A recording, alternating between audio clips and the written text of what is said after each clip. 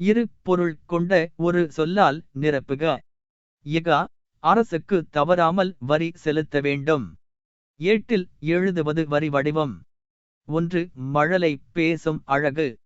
இனிமை தமிழ் எமது. 2. அன்னை தந்தையின் கைப்பிடித்து குழந்தை பழகும். அறிஞர் அண்ணாவின் சிறப்பு அவரது அடுக்கு மொழி.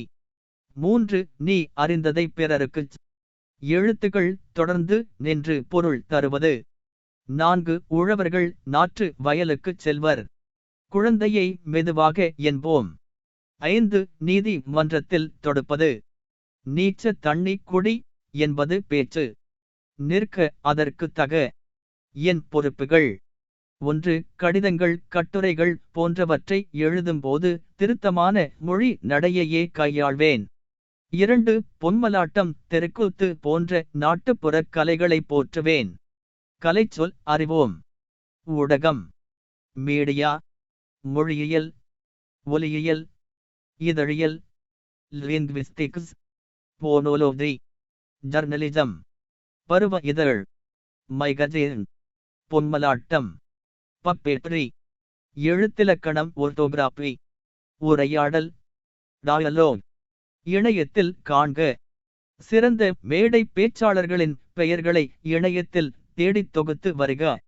இயல் 2. அணிநிழல் காடு. கற்றல் நோக்கங்கள். செய்யுளின் வருணனை பகுதிகளை படித்துச் சுவைத்தல். காடுகளும் காட்டு உயிர்களும் நாட்டின் உயிர்நாடி என்பதை புரிந்து கொள்ளுதல். காட்டு உயிர்களுக்கும் சுற்றுச்சூழலுக்கும் இடையேயான தொடர்பை குறித்து புரிந்து கொள்ளுதல். நேர்காணல் வடிவத்தில் அளிக்கப்பட்ட கருத்துக்களை படித்துணரும் திறன் பெறுதல். எழுத்துக்கள் குறுகி ஒலிக்கும் இடங்களை அறிந்து பயன்படுத்துதல். கவிதை பேழை. இயல் 2. காடு. நுழையும் முன். காடும் கடலும் நமக்கு எப்போதும் காட்சிக்கு இன்பம் தருபவை.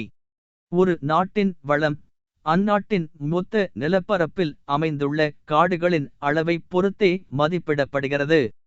அதனால்தான் காட்டின் வளமே நாட்டின் வளம் என்று அறிஞர்கள் கூறுகின்றனர். காட்டையும் காட்டின் குளிர்ச்சியையும் காட்டு விலங்குகளின் கொண்டாட்டங்களையும் கவிதை வழி அறிவோம். கார்த்திகை தீபமெனக் காடெல்லாம் பூத்திருக்கும் பார்த்திட வேண்டுமம். கிளியே பார்வை குளிருமடை. காடு பொருள் கொடுக்கும் காய்கனி இன்றெடுக்கும் கூடி கழித்திடவே. கிளியே குளிர்ந்த நிழல் கொடுக்கும். குரங்கு குடியிருக்கும் கொம்பில் கனிபறிக்கும் மரங்கள் வெயில் மறைக்கும். கிளியே வழியில் தடையிருக்கும். பச்சை மயில் நடிக்கும். பன்றி கிழங்கெடுக்கும் நச்சர வங்கலங்கும். கிளியே நரியலாம் உளையிடும். அதிமது ரத்தழையை. யானைகள் தின்றபடி பொதுநடை போடுமடி. கிளியே பூங்குயில் கூவுமடி. சிங்கம் புலிகரடி. சிறுத்தை விலங்கினங்கள் எங்கும் திரியுமடி. கிளியே இயற்கை விடுதியிலே. சுரதா